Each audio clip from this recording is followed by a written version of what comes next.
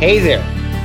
Welcome again to the Gray Fox Latin Teacher Podcast. I am Andrew, and I am here with Costas. Hi, Costas. Howdy. Today, we are going to be talking about teaching Latin declension endings. And this is something every teacher has to deal with early on. And even though it's something very basic, Costas, you and I both know that a lot of teachers, haven't necessarily thought as much about it as they could. I mean, this seems like a really important topic for us to talk about. I mean, what do you think, Costas? Yeah, no, you're absolutely right, Andrew. I wonder to myself, I've done a little bit of thinking about this. I wonder if teachers ever really do sort of make the concerted effort to figure out how they're going to approach this? Or is this something that just sort of comes up and you deal with it as it comes along? Or do you have a specific plan for it? And if you don't, boy, are you in luck. You tuned into the right show today.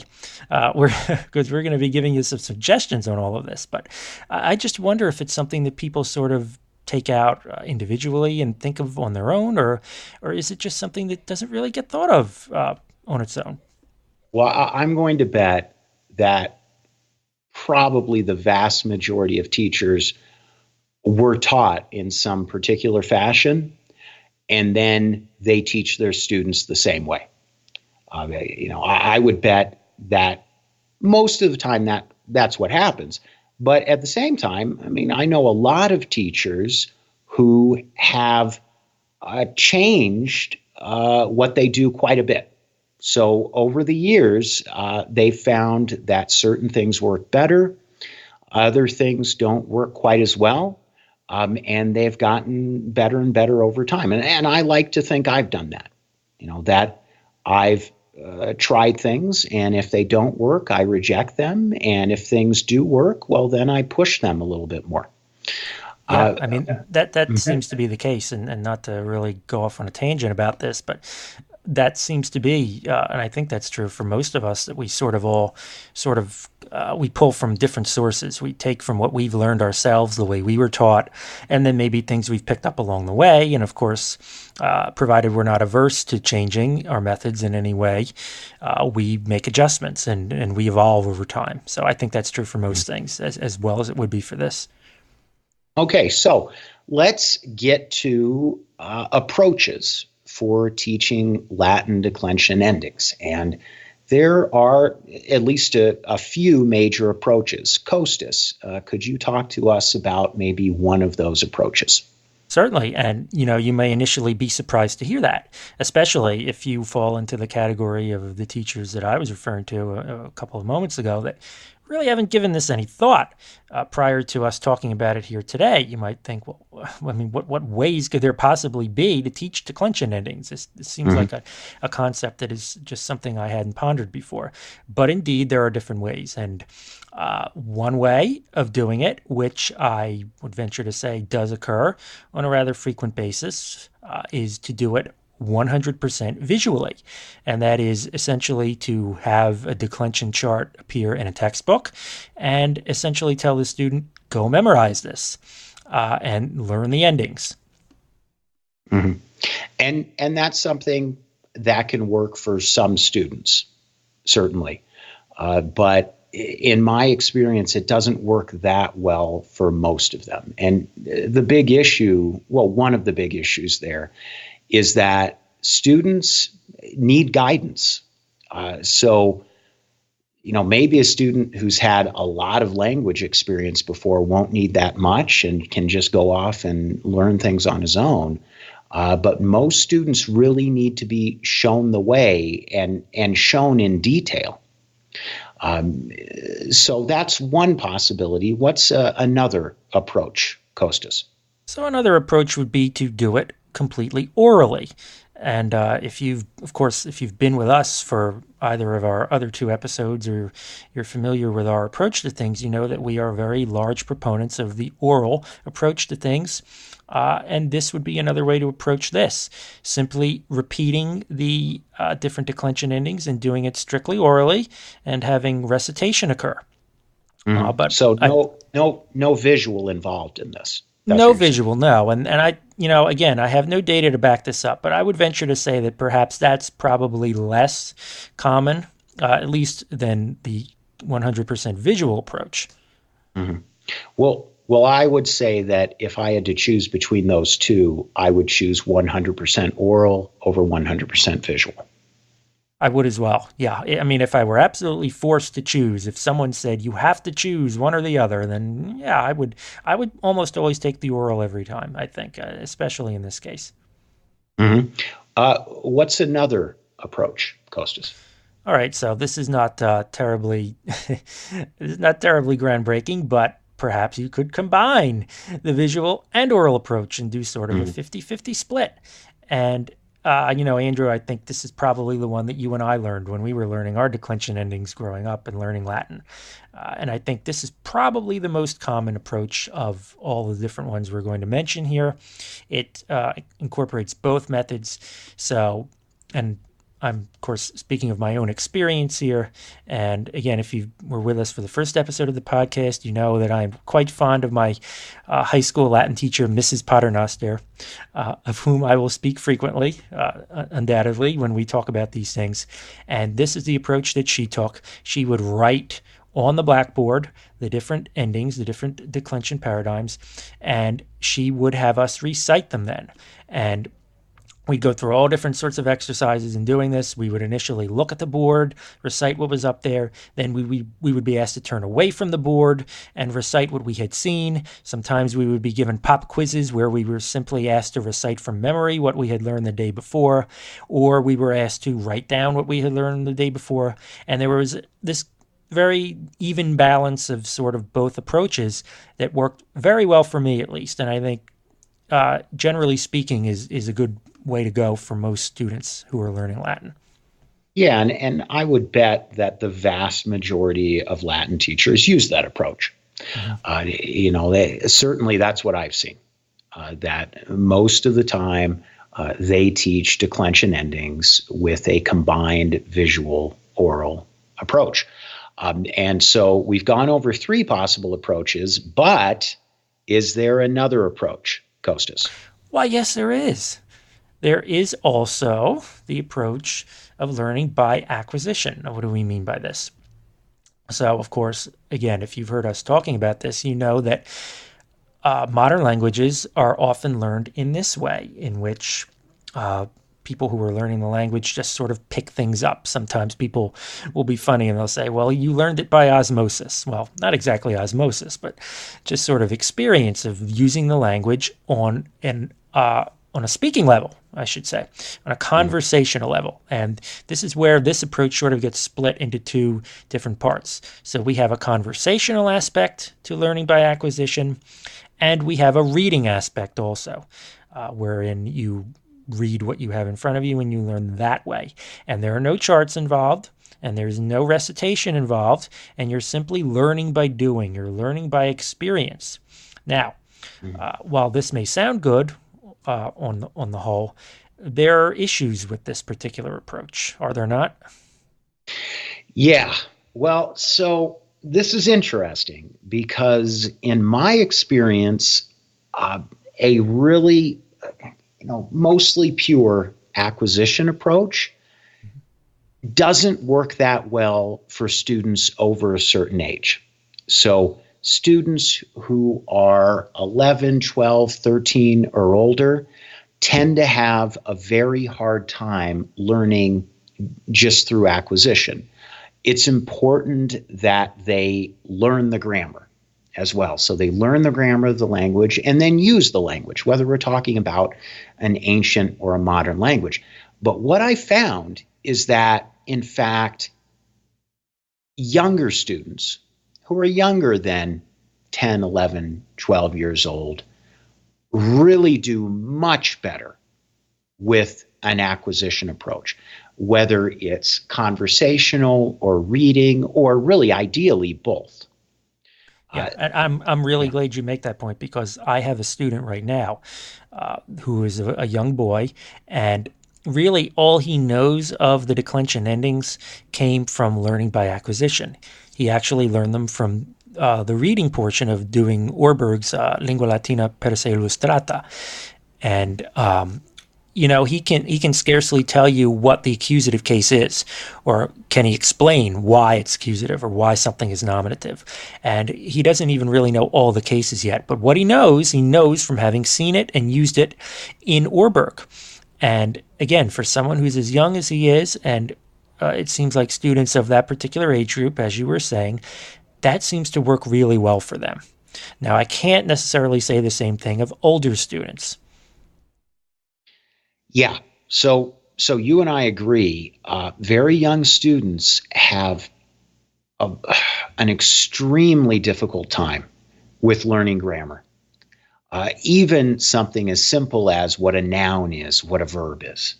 I've just found that for whatever reason, their brains aren't ready for that. But uh, the flip side of that is, boy, they are so much better at learning a language through acquisition, just using it, hearing it, than older students are. It's tremendous how good they are at that.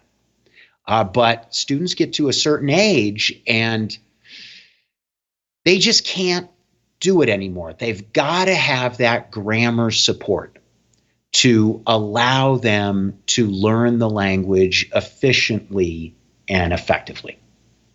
The long answer to your question is what I just said. The short answer is it depends on the age. So I would say that if we're talking about students over 10, 11, 12 years old, a combined visual oral approach to learning the declension endings, and that in fact extends to kind of the entire language, accompanied by conversational and reading practice is the best way to go. But if we're talking about younger students, then really a close to 100% acquisition approach works much better. But it just depends. So the older the students get, the ratio changes the older they get until they get to the point where you've really got to be heavy with the grammar or it doesn't work very well. But anyway, Kostas, what do you think about this? No, it's really interesting you say this, and I have no data for what I'm about to say here, but that's not going to stop me. It shouldn't. Go on. No, of course not. No one's listening. No, I'm kidding. I have personal evidence that I can offer for the acquisition approach not being effective after a certain age. So, as you might be able to glean from my name, I am the children of immigrants, and when my family came over from Greece, they had to learn the English language, and they largely did this through the acquisition approach. Of course, this can include many different things. This is conversing in everyday life with people, just living here in the United States and learning the English language from watching American television, particularly game shows. They've found seem to be something that helps people learn English for some reason or another. What's the best game show for learning English, would you say? I think Wheel of Fortune, I think, is probably the big one. And I've also That heard makes Price sense. is Right. Yeah, Price is Right is a big one too for some reason or another. And everybody knows how to say "come on down" within like about a week or so of first seeing that, if they don't know it already. And of course, that was back in the 70s or even before that, so it may be different now. But anyhow, going through the acquisitional approach for them is how they were able to acquire their knowledge of the English language.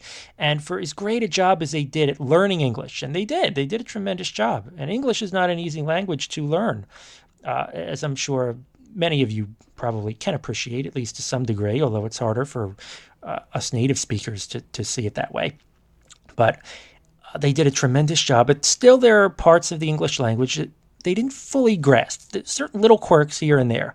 And, if you've ever watched I Love Lucy and you watched Desi Arnaz playing Ricky Ricardo, there would be certain phrases every now and again that he would say that, it was a running joke in the show. That, he would just Right. have his own way of saying things. And he was otherwise an excellent English speaker. But of course, there's certain things here and there that he would say that were meant to be funny, that were sort of miscues, let's say. And Isn't it hilarious how the immigrant cannot speak English absolutely perfectly? yes. And I mean, it does happen. I'm here to tell you that's true. That really does happen. I have heard my aunts, my uncles, my father say things like Ricky Ricardo used to say to Lucy on the show. Right. And they're not necessarily humorous all the time, but again, it just shows, for as great a job as they did in learning the language, maybe there were pockets of things here and there that weren't completely learned all the way. And so, not to belabor this point, but what I'm trying to say is when I was of a certain age, I would try to correct them in doing some of this. And of course, when you get to a certain point, you stop doing that because it becomes disrespectful after a while, I think. But maybe when they were up into their late 50s or early 60s and I was still a relatively young pup, I would try and correct these things because, you just try and iron out and smooth out the kinks. But it wouldn't take. And I always wondered to myself, well, I mean, look, you got through the tough stuff here. You learned all this. I mean, this seems easy. Just make this correction here or there. And it just wouldn't stick. It wouldn't take.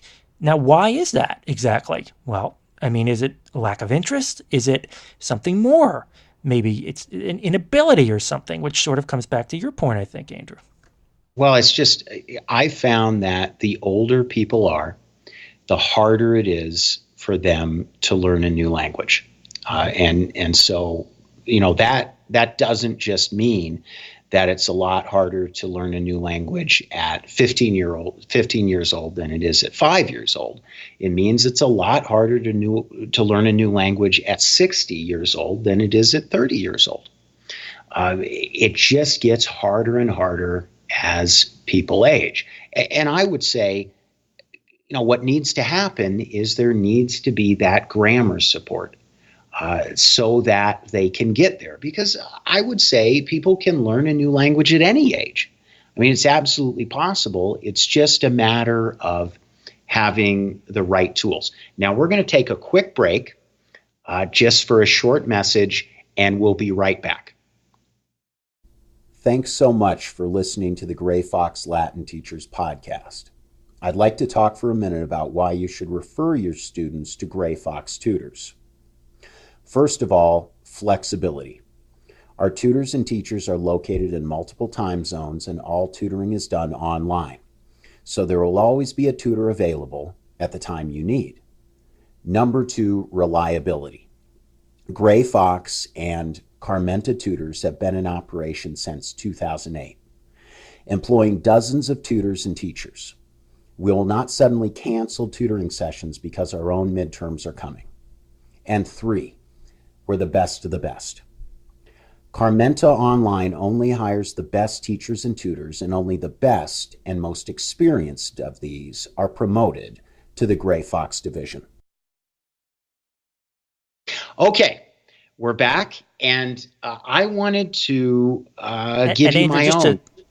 I was just going to say, before we took our break, we were talking about the acquisitional approach to learning the declension endings. And, sort of getting back to that main point, in addition to whatever reasons there may be for people not being able to do it at a certain age, there's also the fact, again, that, of course, Latin is treated differently than the modern languages. So it's much easier to learn a modern language that way by watching, for example, if you're learning Spanish, and I did this when I was learning Spanish, I would watch telenovelas, which are Spanish soap operas. And I learned a lot of Spanish that way. And again, my family was involved with restaurants. We had a lot of people in the kitchen who English wasn't their first language, so I would speak to them in Spanish a lot, and I could gain my Spanish knowledge through doing that. You're not going to get that same level of accessibility with the Latin language. So right there, in addition to whatever other hurdles you may face that we talked about in the last segment, you have that working against you for learning by acquisition, as it pertains to Latin at least. Mm-hmm. Well, yeah, and that's unfortunate. And we, of course, do everything we can to give people access to that sort of Latin conversational practice in our workshops and in our classes, because we know how positive that is for learning the language. But it remains very difficult for people to have access to that, certainly. I just wanted to say that when I was 7 years old, and this is my own anecdote about language learning, when I was 7 years old, my parents adopted my younger sister. She was 4 years old at the time. She had been living in South Korea up until that point. And she suddenly moved to America and was living in an environment where nobody was speaking Korean. And she learned English. Now, I remember sort of the process, where she began and where she ended up.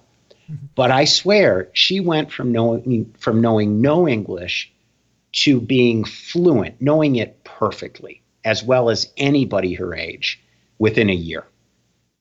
And that just underscores the point that very young people are very good at learning new languages just through acquisition, because we certainly weren't teaching her grammar.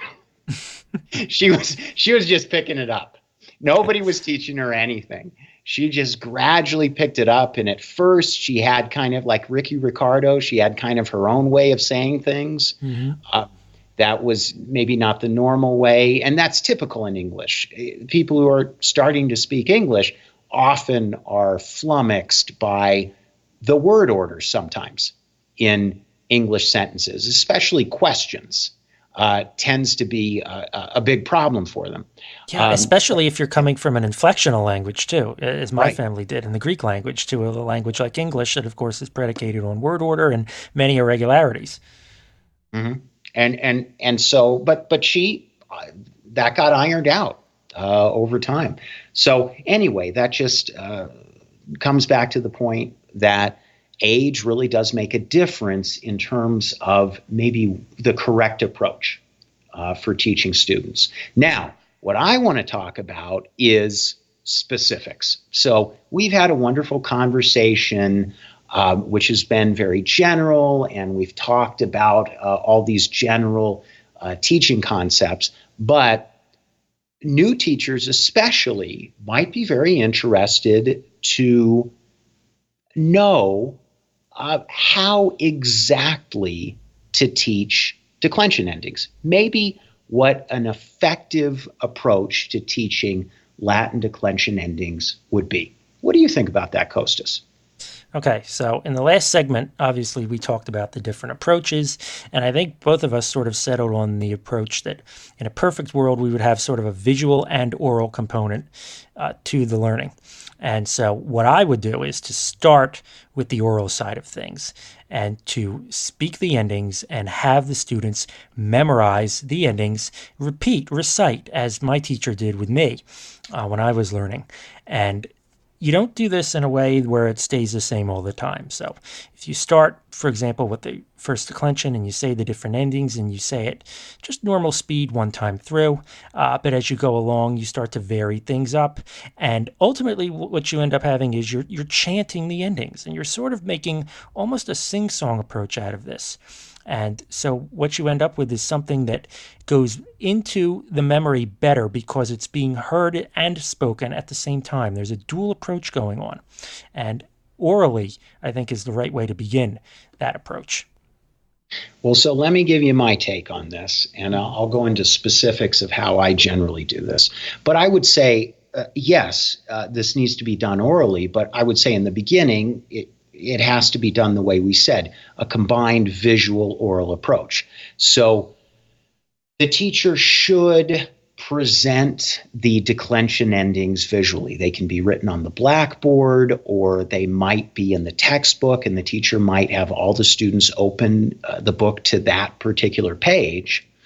And then while the students are looking at it, the teacher should show them how to recite the endings. So the teacher should do it first and should recite them in a very specific way that the teachers then are meant to imitate as exactly as they possibly can. I'll give you an example. If we're talking about the first declension feminine, and I'm going to pronounce this using the Italian pronunciation, but you use whatever pronunciation you're using in your classes.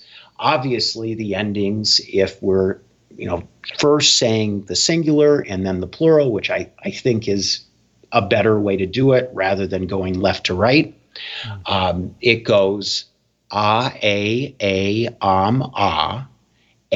arum, is, as, is, obviously. And if you're a Latin teacher, you know that. But I have found, as you said, Kostas, that you really need to apply some sort of very specific chant on top of those endings. So I would say it, let me start again. Arum, is, as, is. And so I'm not just saying the endings, but I'm saying them in a very particular way. And they're almost notes behind every single ending there. Arum, is, as, is. And I would then have the students say it after me. So I say it, all the endings, then the students repeat those endings, saying it the same way. I say it again, then the students say it again after me, and we do that for a while. The next step is I tell the students now they're not allowed to look. So this whole time they've been looking at the endings. I say, we're covering it up. I either erase it on the blackboard or I tell them to shut their books, and then I say it, and then they say it without looking at it. And they find that actually they're able to do it at that point. They thought, boy, this is something I could never do, but in fact, they could do it. And then at that point, I start increasing the speed. So I was going, arum, is, as, is. But then I go, arum, is, as, is. I have the students repeat it at that faster speed. We do that for a while. Then I go a bit faster. Arum, is, as, is. And I have the students repeat it at that faster speed. We do that a number of times. And then we just get to the fastest speed we possibly can. Arum, is, as, is. And I have the students do that over and over again.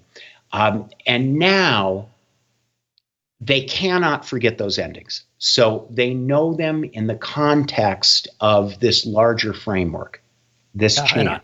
I'll even put a rhythm behind it sometimes. So if I'm using the classical pronunciation, as I did for a while when I used to do this, I would say, I aramisasis. Hey, I aramisasis. Ha!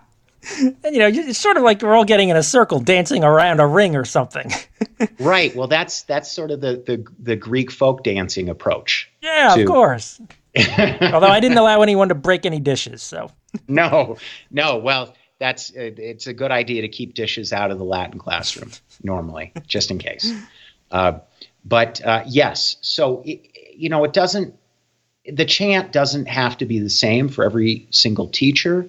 The important thing is that the teacher does it in a very particular way, and then the students learn to do it in that way. Now, that's not to say that students couldn't go off on their own and decide, well, I'm going to do it this slightly different way, and that can be fine. It's just that most students need that very specific guidance. And it's hard for them if they don't have that. But if they do have it, they can learn this very rapidly. And once they've learned it, know it forever. Now, of course, long term, they're not going to be running through this chant to remember a particular ending.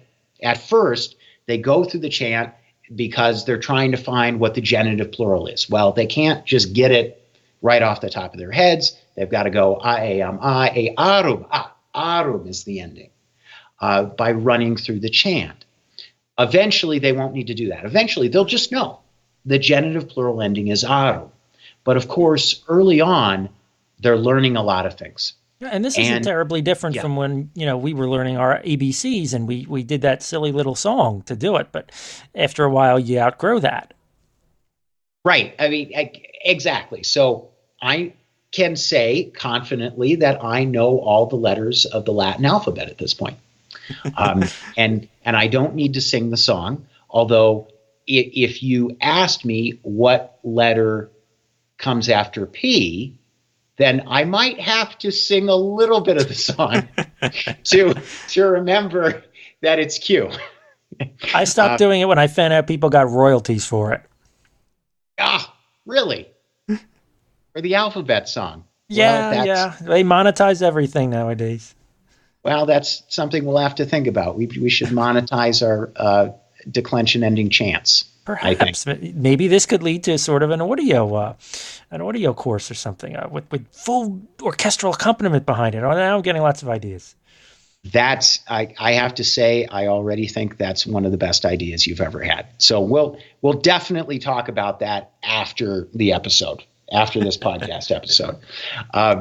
But anyway, this is something, as Latin teachers know, this is a crutch students need for the time being. They will eventually, throw that crutch away, but it's tremendously helpful for them in the short term. And it works much better, I think, if you do use a combined visual oral approach and you teach them those endings in a very specific way, using a very specific chant. And that's my take on this. And I know you, Kostas, you and I agree on this. I mean, unfortunately for the podcast, we do seem to agree on a lot of things. But we do, and I make it. I really try not to, but I just can't help it. I know it's hard not to agree with me, isn't it? It's challenging. Yes. But just to sort of put a bow on all of that, naturally, of course, once the oral and the visual components have been nicely married together, then you want to introduce them in context. So whether your class is a conversation-based class or simply a translation-based class or a mixture of the two, that's when context can come in. So you can sort of get all the different points together and students will be able to hit on it from all different angles. Mm-hmm. Well, clearly you don't want to have students learn these declension endings and then have them use them a year later. I mean, It needs to happen right away, obviously. So you learn them, you use them. That's what you want to do all along. You want there to be immediate context for what they're doing. Anyway, I think that's about it. We're just about out of time here for today. So we just would like to take a moment to thank everyone for listening. And hopefully, if you're just finding us for the first time, then you've enjoyed what you've heard. And if so, we would ask you to please subscribe to our podcast. And also, anything that we referenced today, you can download materials for in the archives section of the Gray Fox website, where you will find a plethora of resources for any and all Latin teachers. Including declension ending charts. Yes, absolutely. The topics of our podcasts, there's always a resource there, so you can find virtually anything you're looking for. Andrew, it's been a pleasure, as always, to discuss things with you again this week. It has been wonderful for me as well. All right, and thank you everyone for listening, and we will see you next time on the Gray Fox Latin Teacher Podcast.